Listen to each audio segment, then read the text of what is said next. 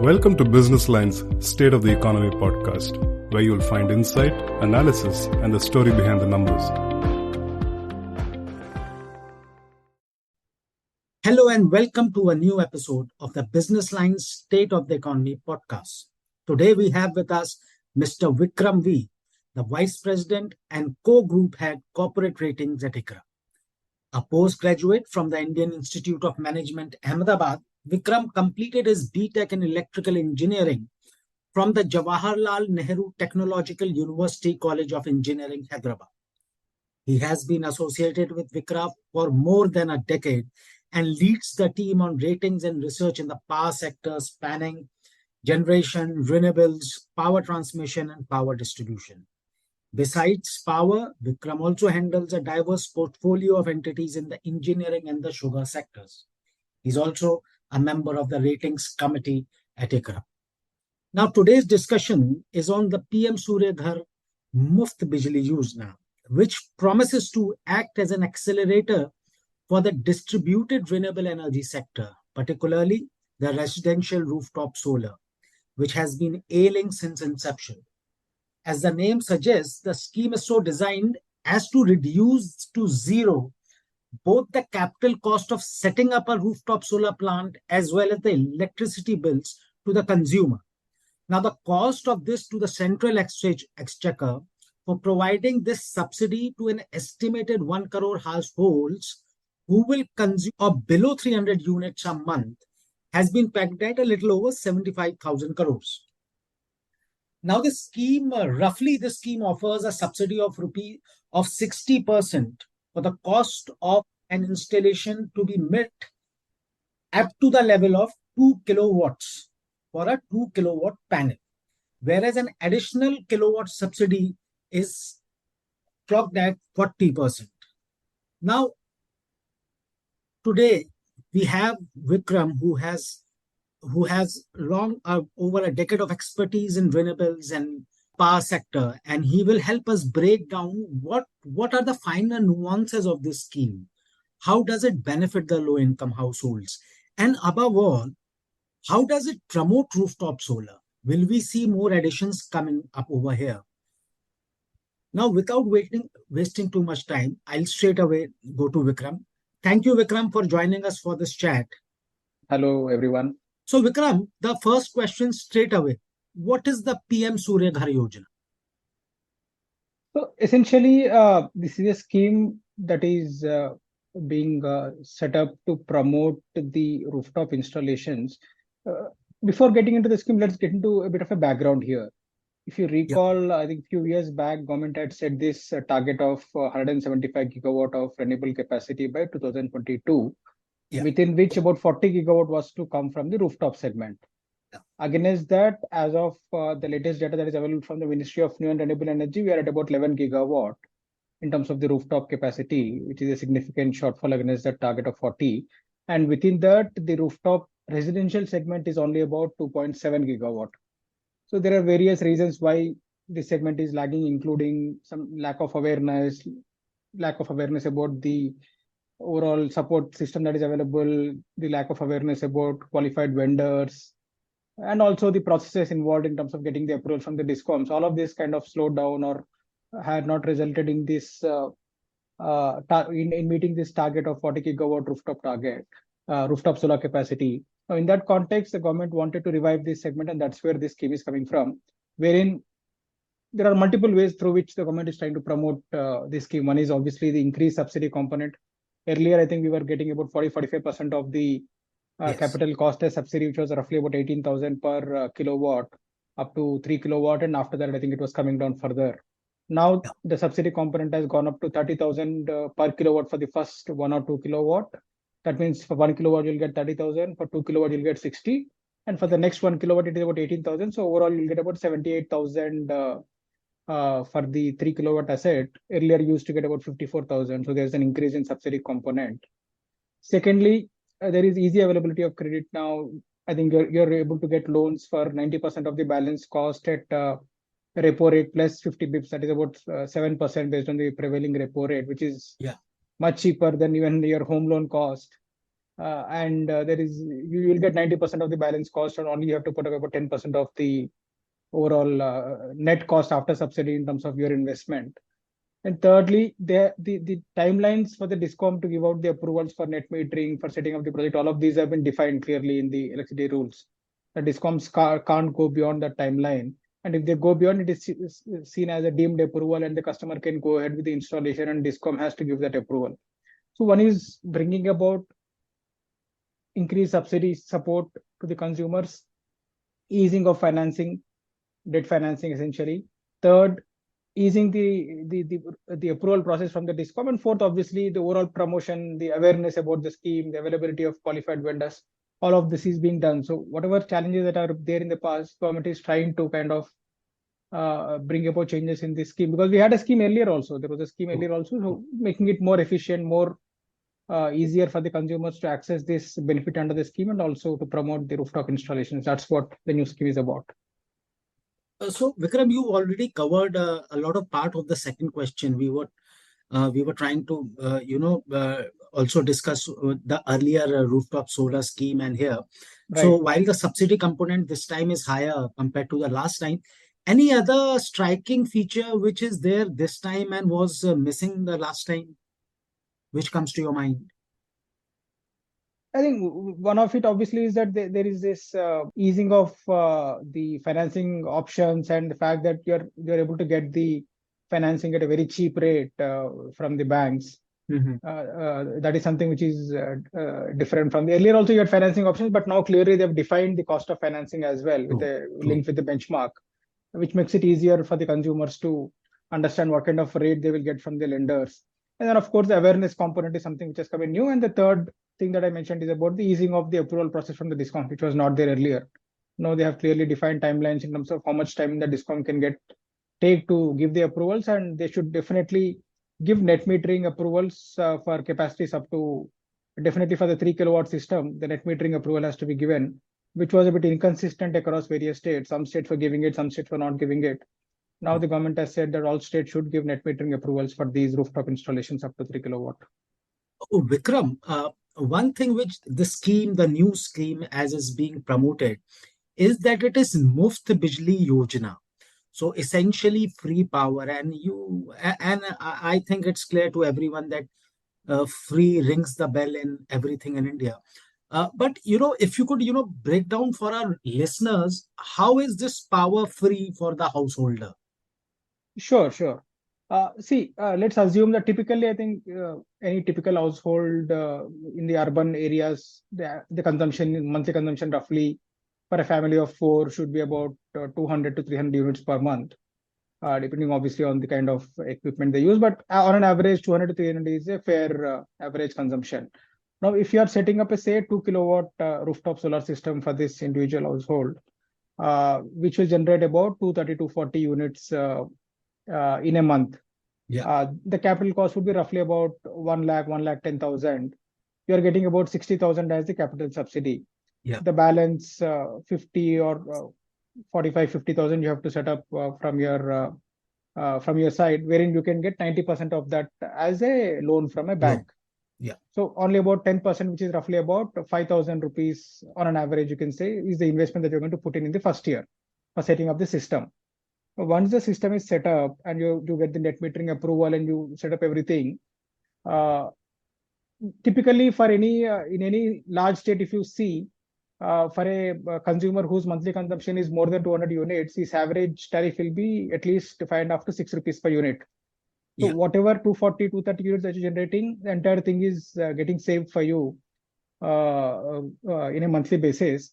And 90% of is funded through the debt component, wherein at a 7% interest rate based on the prevailing rates. So after meeting all these interest, debt cost, and also some amount of operating costs for cleaning and maintaining the modules, whatever net savings that you will have in the first year, that will cover for your entire equity or the 10% margin that you have put in.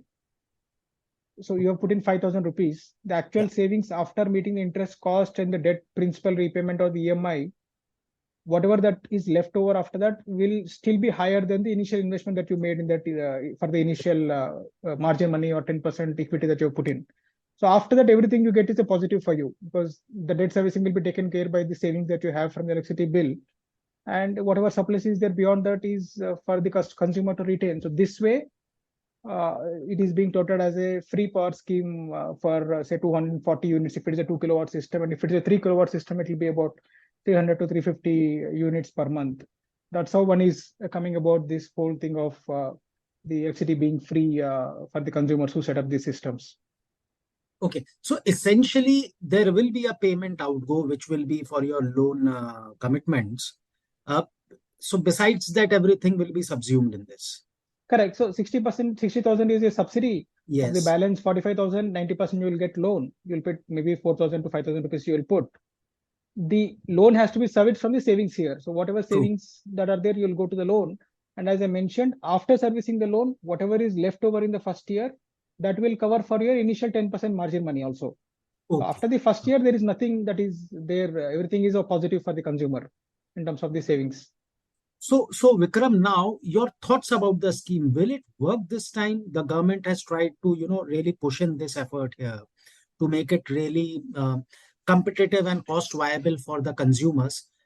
Will it work? What are your thoughts on this? So I think there are two, three things. Obviously, there is a lot of push coming from the government, from the central government. The same kind of enthusiasm and implementation focus should be there on the part of the state governments, the state discoms, because ultimately they are the True. ones who are on the ground. True. The state discoms don't push the scheme and don't cooperate with the consumers, the scheme will not take off. Ultimately, the challenge for the discom is they will be losing their reasonably well-paying consumers. Consumers who are paying 6 rupees, 5.5, 6.5 rupees per them, they will be losing the consumption there, right? So Right. that's a kind of a dilemma for the discoms.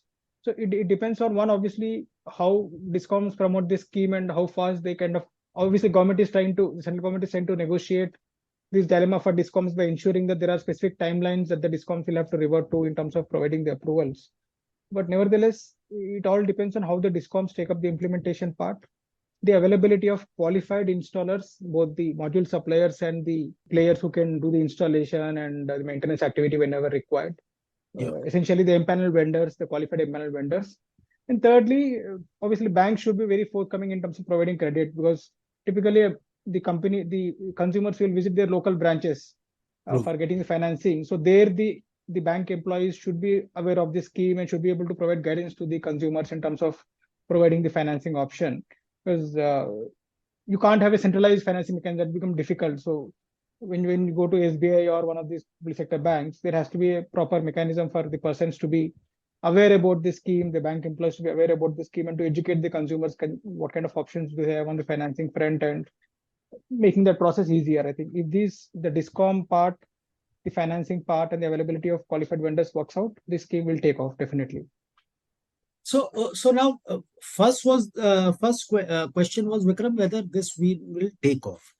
Now, second question is, and this is a larger question about distributed renewable energy, which, as we all are aware, it has not picked up as was expected about it, and rooftop solar is an intrinsic part of it.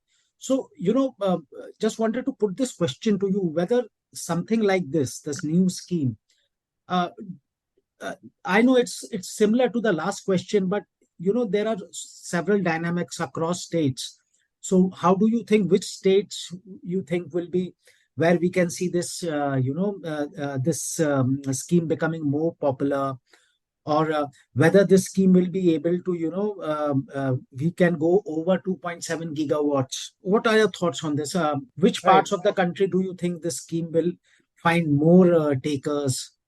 I want to just bring in one more point. Recently, I Yeah. think in October 23, the government had notified the renewable purchase obligation trajectory for the period from FY25 to FY30 under Yes. the Energy Conservation Act.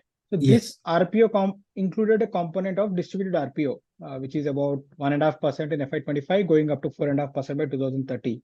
So for 4.5%, the capacity required on the distribution solar front is about 75 gigawatt as per our estimates.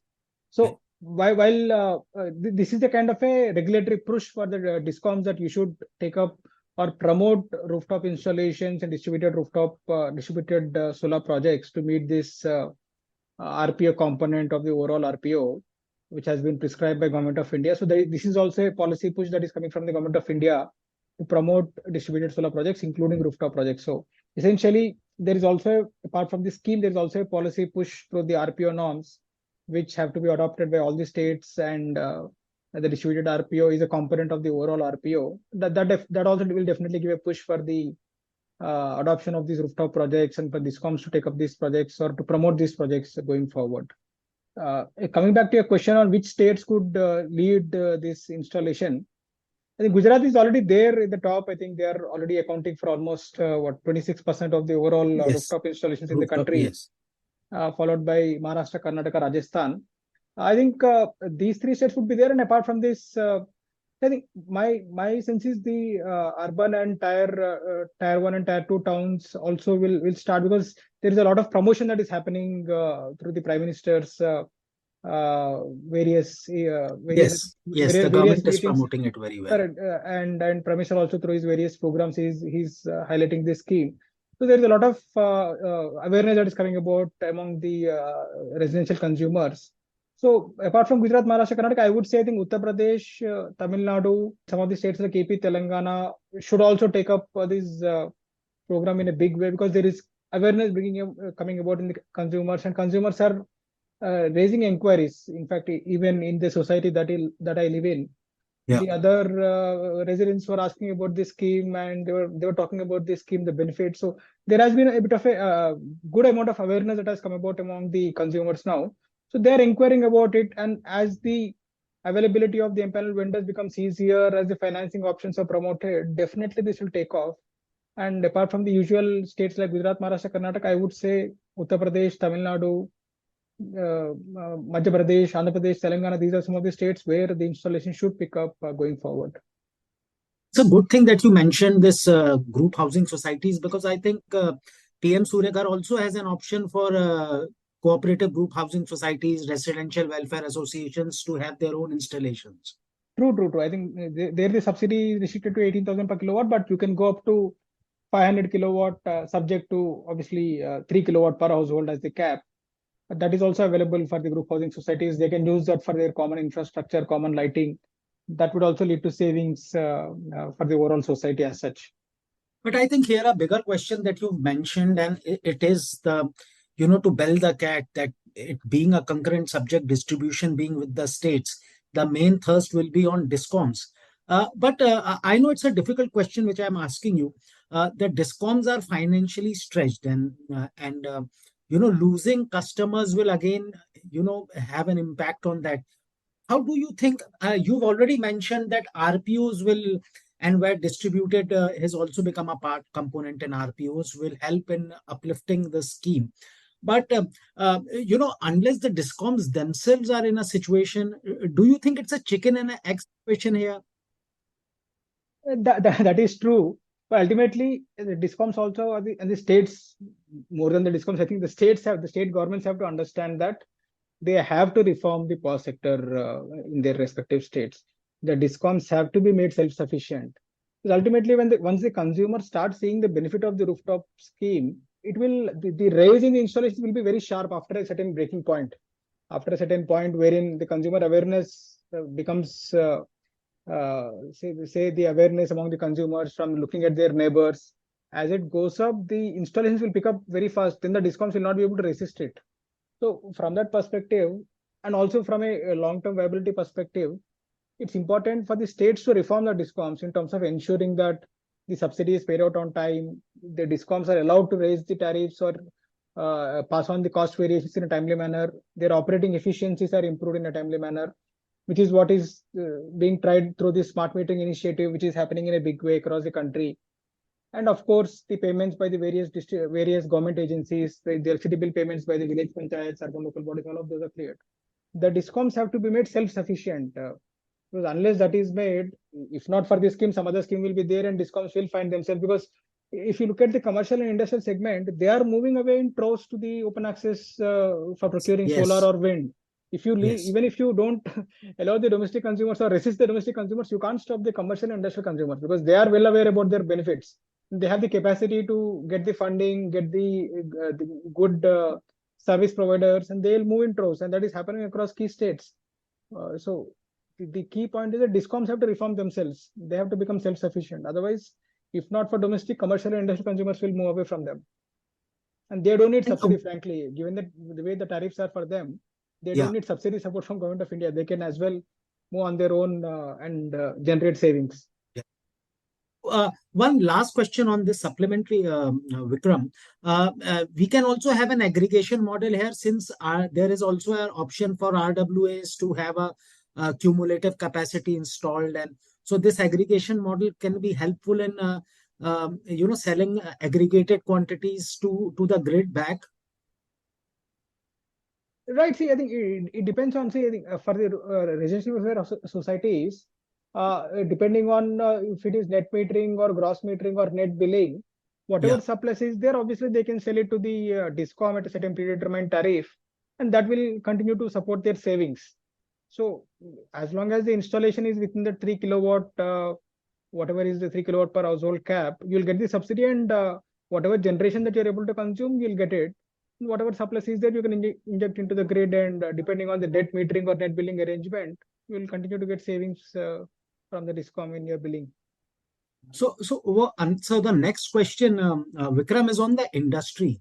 So now I read various takes of various agencies, including yours, where somebody said that it can lead to 25 gigawatts of capacities coming online and so on and so forth. How do you see the impact of this scheme on the industry? Right. So see, since this is a scheme supported by subsidy support from Government of India, the modules or the solar cells modules that are used in this scheme have to be sourced from Indian OEMs. Yes. So that essentially creates a demand for the Indian module manufacturers. So in our note, we have mentioned about a 25 gigawatt opportunity for the Indian OEMs.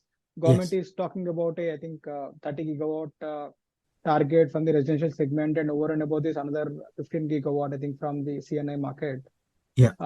So at least this 20-25 gigawatt that we are estimating, that will create a demand for the domestic manufacturers. I think currently the domestic manufacturing capacity is over 40 gigawatt in terms of the module manufacturing. Cell manufacturing is relatively low, but module we have already crossed 40, and this number will touch possibly 60 by next year. And this will create a demand for the domestic OEMs, because there is also, apart from the utility segment, which offers significant pipeline for the OEMs, the rooftop segment will also create a significant demand pipeline for the OEMs, and will enable the further scale up, because government is talking about a 100 gigawatt module manufacturing capacity in the country, along with backward integration into solar cells, solar wafers, polysilicon. Ingot, so all of that. So for that to happen, you have to create sufficient domestic pipeline, because in the international market, you're going to compete with the Chinese players.